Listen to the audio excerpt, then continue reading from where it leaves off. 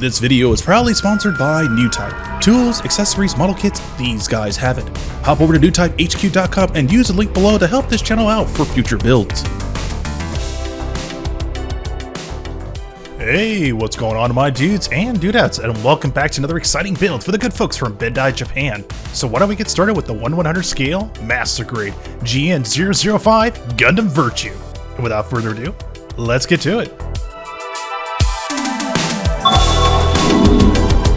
Yo, welcome back my dudes and dudettes, another exciting build from yours truly, Otaku Builder. And if this is your very first time onto this YouTube channel, welcome! So, after literally waiting for close to 10.5 years, we finally are going to get an updated version of the Master Grade Gundam Virtue. Now, in that time, we have dabbled in building the Master Grade Kyros, followed by the Master Grade Dynamis, which I absolutely love, but I've always wanted to build the one, the only Master Grade Gundam Virtue. And I can't tell you how excited I am to finally get my hands on this big bad boy himself. I can't tell you how long it took me to get this model kit, almost close to 3.5 months, and the wait was absolutely worth it. You get a nice tight shot of the Hyper Mega Bazooka looking absolutely devastating, while the lower right hand corner you get a nice beautiful shot of the Master Grade Kyros hopping into action, while on the first side of the box art you get a wonderful back and front side of the Master Grade Gundam Virtue, while at the same time giving you a brief glimpse of the detachable armaments to expose the other mobile suit inside the actual big chunky bad boy himself, Natalie. You get a nice back shot of the other side of the mobile suit when it's fully exposed, and at the same time giving you a glimpse and letting you know if you want to illuminate the GN drive, you're going to need to buy the L.E.D Lights separately. You get 3 unique figurines, followed by another tight shot of the actual mobile suit fully exposed with the weapon accessories, followed by no sticker decals, and then giving you a whole plethora of putting this guy in many dynamic poses. Now, if there's one thing I really need to address about this Master Grade, I'm not only going to build one, but 2 at the same time. The reason why I want to do it is because I don't want to favor one mobile suit over the other.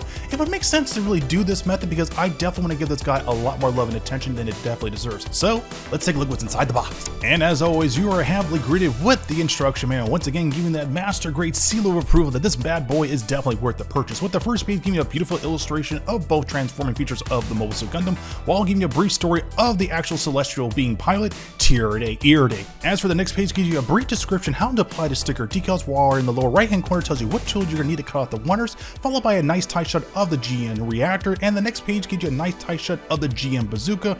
Tons of articulated poses that you can pull off with both transforming mobile suits, and at the same time giving you a nice glimpse of what you can do when you transform in certain parts of this mobile suit when it's fully assembled. A very brief shot of the shield, and then followed by the actual dreadlights that actually come attached with this mobile suit when you transform into the second feature. A nice brief description how to actually unhinge the jaw for the GN bazooka when it's fully assembled, as well as exposing the cannons on both of the shoulder cannons to make them look really dynamic looking. And then last and finally, you get the last page to apply the sticker decals and a complete guide on how to actually paint this mobile suit if you want to do some custom painting, as well as painting those little 3 figurines that I absolutely love because it definitely follows through with the lore. So if you want to do some custom painting, that's the way to go. So let's talk about the most important thing, the runners. First set, we're going to get a handful of white runners for the main body. At the same time, we're getting 2 unique clear runners, which are going to be the 2 beam sabers, followed by the green runners that are going to be for the eyes and the GN condensers, followed by great surface detail for the big bulky pieces for the main legs and thighs, and followed by the GN bazooka detail, which looks absolutely great, followed by unique gray runners that are going to be for the GN drives. We're going to get a handful of navy blue pieces for the main shoulder cannons, tons of red runners, which are going to be for the nice dreadlocks for Natalie's transformation, small little handful of clear runners for the GN drives, 2 unique yellow pieces that are going to be for the V-fins for both transforming features, which is awesome. And then it gets even more, we get more red parts for the main feet, followed by unique clear pieces that are going to be for the main thigh to illuminate them with some LED lights, more gray runners for the inner part of the actual chunky legs themselves, gray runners to the yin yang. I can't tell you how much I can tell you, there's so many more here for the main legs, for the main shoulder cannons, even more for the main GN bazooka, and then we get the sticker decals. Now these stickers are just fine, but if you do have some spare cash lying around, I would highly recommend you actually invest just to buy some water slide decals. Not only it makes things nice and clean and efficient, but at the same time it makes things nice and clean and professional. Well, the time has finally come, let's get started.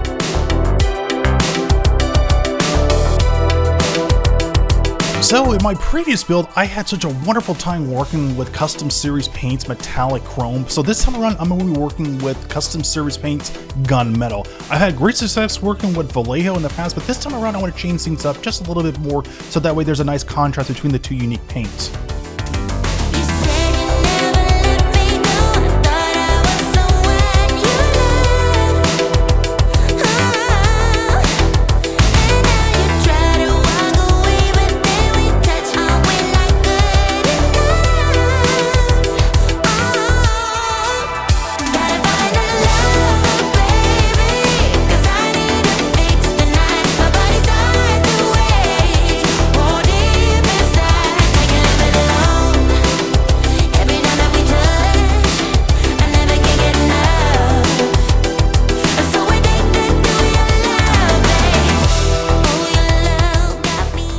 Alright, now that these bad boys are fully painted and fully protected, I took the liberty upon myself to actually do this off screen. I ended up using Custom Service Clear Coat Ultra Gloss, which looks absolutely great.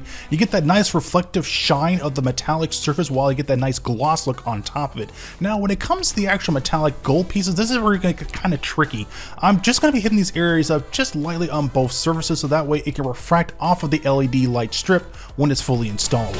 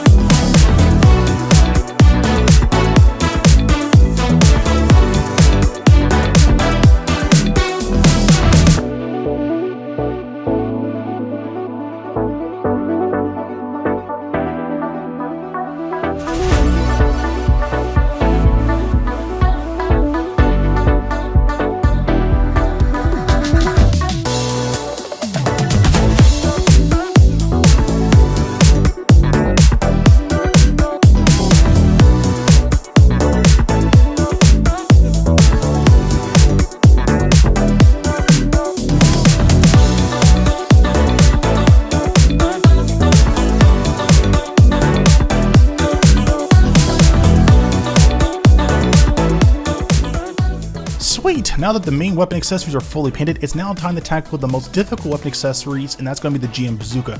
As for the actual beam rifle and the shield, I took the liberty of just doing this off screen because it's not that hard to build, but the GM Bazooka is definitely going to prove to be a big challenge. Since it has two unique transforming features, I definitely don't want to compromise it. I want to definitely keep it there so that way it can stay there forever. So what I'm going to end up doing is actually hollow out this compartment where I can actually sneak in one fiber optic lighting, which is going to house a pink LED light for the actual energy burst from it, while at the same time we sneak in a very small green LED light for the main camera module. This part is not going to be too difficult. What I'm basically going to end up doing is actually drilling a small Dremel hole so that way it's perfectly aligned down the center of the chamber, and then I'm going with a 1x8 Dremel to widen it up so I can stick in a very thick piece of fiber optic tubing in there. This part is actually not that difficult if you get the alignment just right, but if it's just a little bit out of alignment, just actually broaden out the hole just a little bit more so that way you can sneak in the fiber optic correctly. Once it's properly sealed, hit it with some actual good Bob Smith extra thick glue and glue it into place, and you are good to go.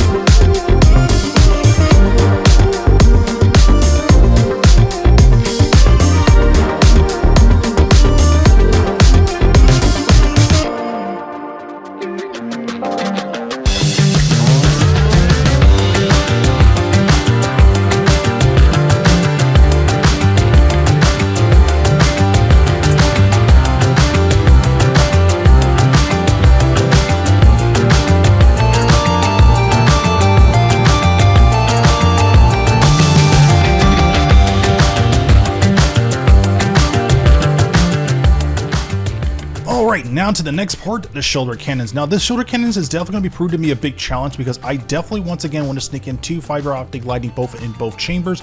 But the thing is, the compartment itself is very small, so once again I'm going to be actually sneaking in only half of the fiber optic lighting in there, so that way I can actually extend and retract the actual cannon features, so that way I can actually keep it there and retain it.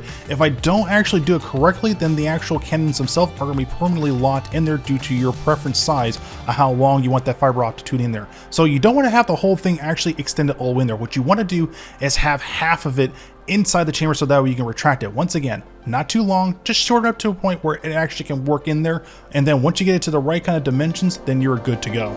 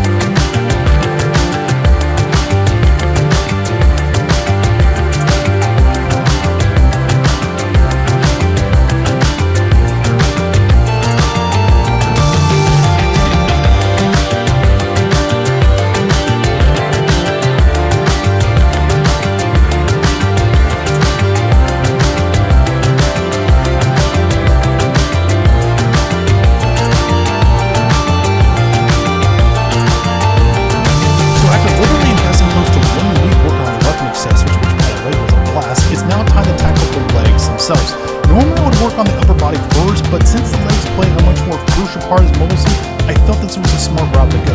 As you can see here, I'm only taking the liberty of actually coloring set B runners, while at the same time leaving set A alone. Because I feel that set A is going to definitely be more challenging than utilizing all these unique pieces into one big looking set piece. So I'm going to focus on coloring all these additional runners, and then put more emphasis on the red and yellow pieces to make it look absolutely stunning.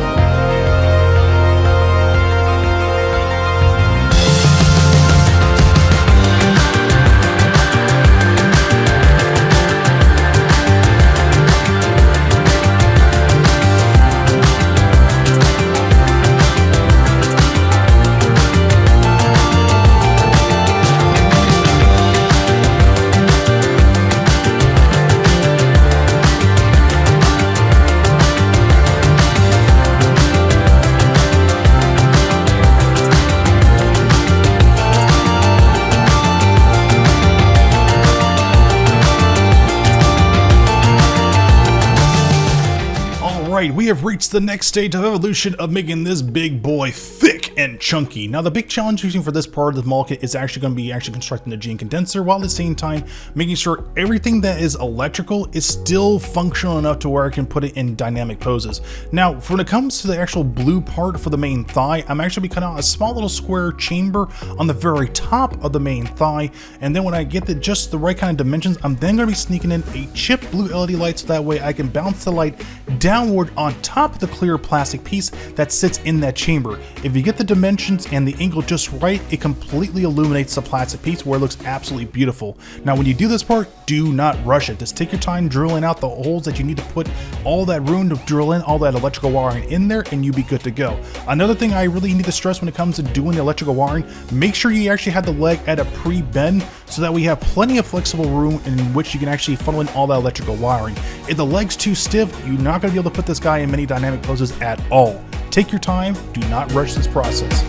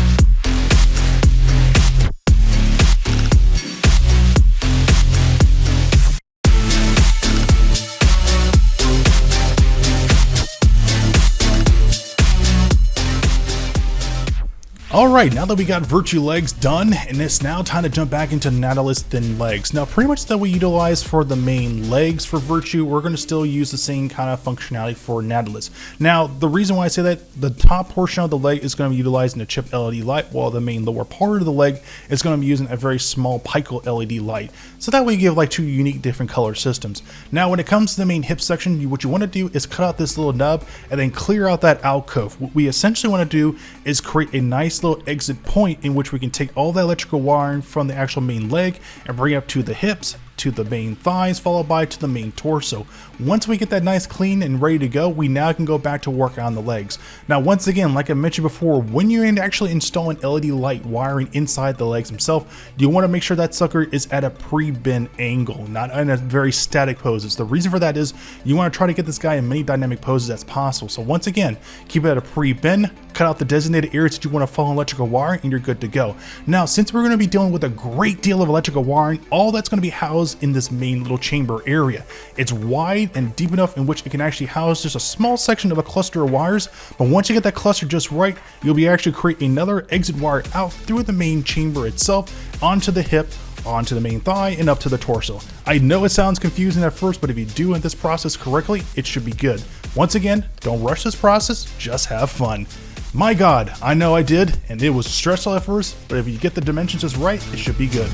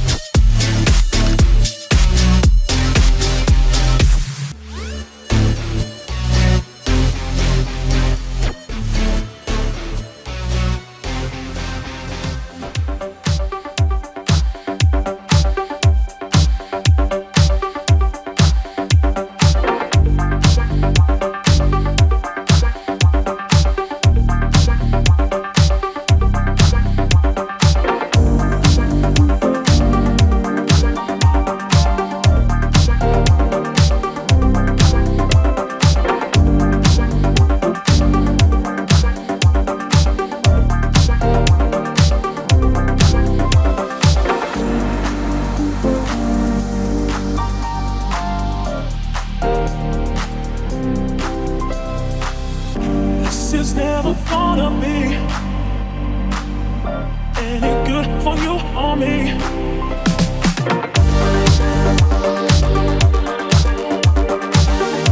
Any good for you or me.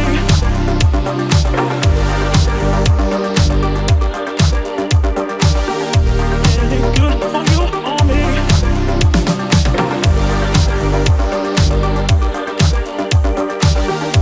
Any good for you or me. This is never gonna be any good for you or me. Alright, now we got the second leg fully done. Once again, looking absolutely beautiful to pull a nice dynamic pose. We have now going to be working on taking this electrical wiring to the main peg and up to the main torso.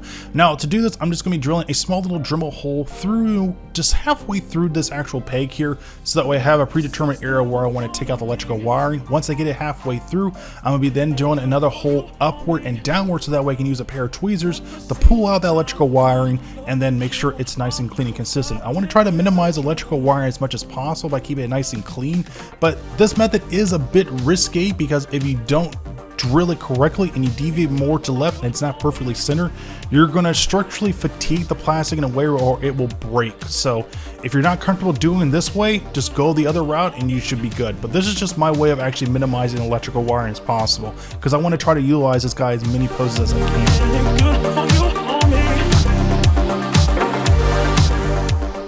Okay, so this part is totally optional if you choose to go this route. Now, when it comes to actually illuminate these thrusters, there are two methods. One, you can just stick in a Pico LED light and be good, but I want to illuminate it to a way where it's like a complete glow. So I'm using a small Pico green LED light, not a blue one, and using a small fiber optic tubing to complete it in a perfect circle. But I don't want to be too perfect, right? I want to make sure that there is just enough cavity space right around dead center of that particular plastic, and then when I actually get a small Pico LED in the middle part of that particular fiber optic lighting tube, I'm then going to be putting that LED light there so that way it can light up on both directions. If you favor one section, it's going to create like a hot spot, so if you can get it in both dead center, it's going to look absolutely great. Now, this part is a bit tricky and it is optional, but you don't have to do this if it's too difficult for you.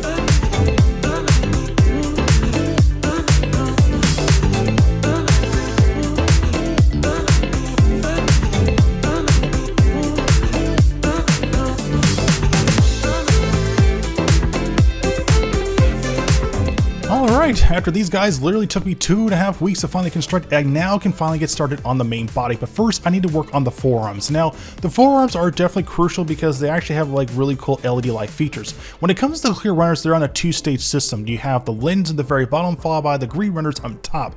But in my past experience working with LED lights, the actual twinkling effect you would get when it's dead center, it's very distracting. So what I want to do is take the actual lens part of the clear runners and hit them up with a flat white.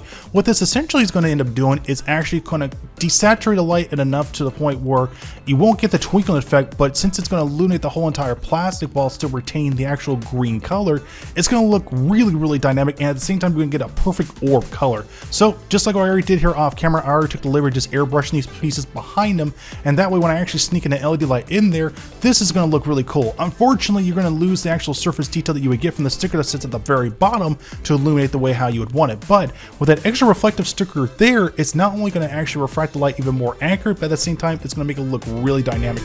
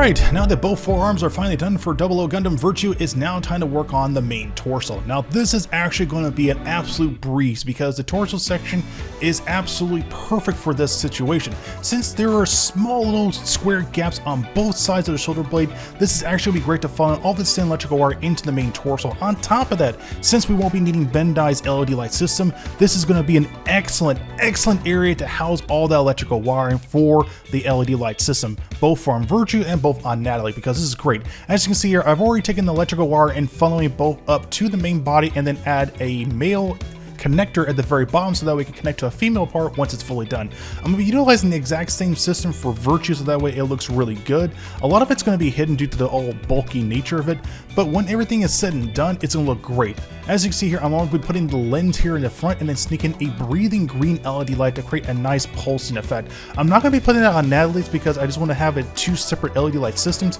but with this particular functionality, which I've used a lot in my previous 00 Gundam builds, it looks absolutely great. Once again, do not rush this process, just have fun and just go with the flow, because when you do this correctly, it's going to look absolutely beautiful.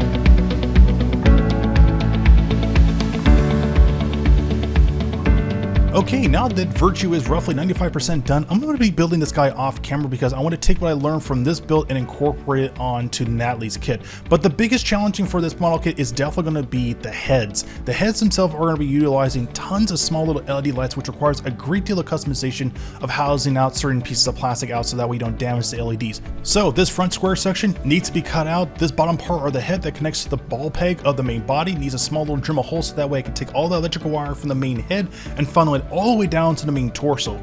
And this little section right here, you're gonna need to cut out a little alcove just enough where you can actually funnel in the thin electrical wiring for both sides of the head and then bring it down to the main body so that way it can go down to the main body. This part is extremely difficult because at the same time, if there's too much crowding into these areas when you put in these very small LED lights, they will break and they'll easily get damaged. So the last thing you want to do is create even more problems down the road where you end up having to buy more LEDs. Now that I got the dimensions the way I want it, I can now use my Virtue head as a comparison on where we're going to be installing the LED lights. Now with Virtue, I think I used close to 5 or 4 LED lights. I put 2 Pico LED lights for both cheeks, 2 Pico LEDs for the eyes, and then 1 for the camera module. Same thing here. Since I had only purple, I would really recommend you use pink on both cheeks, 2 Pico for the eyes, and 1 for the camera module. Now when it comes to the camera module, you're going to actually do some customization cutting here. I'm going to cut out a small little divot in the very front part and use a very small Dremel in which I actually drill a hole at the very basin of it in which I can sneak in a small little Pico LED light to sit in that little cavity space area. Since the cavity space is just big enough in which I can actually sneak in a small Pico LED light, this should be an absolute breeze. But this next part is not going to be so easy, and that's going to be painting the eyes. Now in the past, when it comes to painting the eyes, I would end up just going with a fine tip black brush and just paint around the eye ridges, so that way I can try to reduce the kind of light bleeding in which when I put a bright LED light in there. But I found a much more alternative way to work around this loophole, and that is actually using a pair of scissors of cutting out the exact same shape of these eyes and placing it on top of these clear runners and then painting it over with a flat black.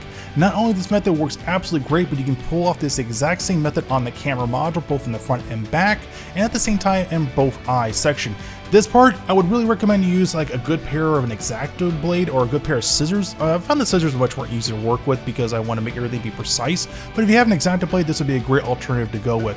But if you do this correctly, this acts as a great masking part to protect the eyes when you paint that whole area with a flat black. Now, when it comes to actually masking that area with a flat black, I would really recommend you use an aerosol can or use an airbrush. Using a fine tip paintbrush won't do the job correctly because you're going to miss a lot of hot spots. So use an aerosol can, use an airbrush, you'll be good to go. And just to add a little extra protection in case you don't want to actually get this clear runner painted, use some Tamiya masking tape and you should be good. The thinnest one that I think they have is like a 6mm, so that should be fine to protect the back part of the lens, in which we'll be putting an LED light through there and both in back of the eyes. So after applying close to like 3 to 5 coats, everything's ready to go. I'm going to hit that small part in back of the actual camera lens with a flat white, so in which it can actually desaturate the green light to the point where it looks really, really good. So that way it creates that less twinkling effect. And then now we're ready to install the LED lights. Alright, my dudes and dudettes, as this video is wrapping up, I want to share with you guys my thoughts and impressions about this kit. And boy, oh boy, my thoughts are going to be very brief, okay? I've been working on this kit for a month, okay? I would never imagine I would take this bold step to just put all my energy and money on trying to represent both transformations, because my original plan was try to utilize like a magnetic system in which I can try to retain Virtue and then showcase Natalie, but due to the kind of art direction I was trying to go with the LED light system, it just wasn't possible, and it made sense to work on two at the same time. Now, is this something I would really recommend for you dudes and dudettes to do? I would say no. If you have one that you like for the transformation, then stick with just that one. But I will say this, even though if you do a heavy dose of electrical wiring for the LED light system in, say, the Virtue build, you're still going to get like at least 4 or 3 poses. You won't need to make them static. I've seen a lot of people that have done their attempts at putting LED lights in this guy and kept them kind of restricted, but you can still pull off a great deal of dynamic poses, which is great. Atlas, as the other hand, is great because it has no bulky armor to work with. It is completely free range. You can do whatever you want. Now, as for the negatives, I can't really say anything bad with this kit. The sticker decals are fine, the weapon accessories are great, you get a wonderful transforming gimmick exposing Virtue to Natalie, but it would have been great if it came with an action base so that way you can showcase that transforming feature, but it is what it is. If there's one thing I would really recommend, buy the water slide decals. It makes a world of a difference to make this guy look great. Other than that, it's an absolute buy. I'm not even going to say if it's worth it or not. It's an absolute buy, you know. It is a great send-off to the end of the 00 Master Grade series, and this kit was an absolute dream come true, and I'm so grateful that I was able to get my hands on it. So if you guys get a chance, pick this kit up, or you haven't even got a chance to try out all the other 00 Master Grade kits, please buy them. They are great and you have a blast. And as always, thank you dudes and dudettes for watching this video. As always, likes, comments, and share and subscribe, and I'll see you dudes and dudettes on the next build.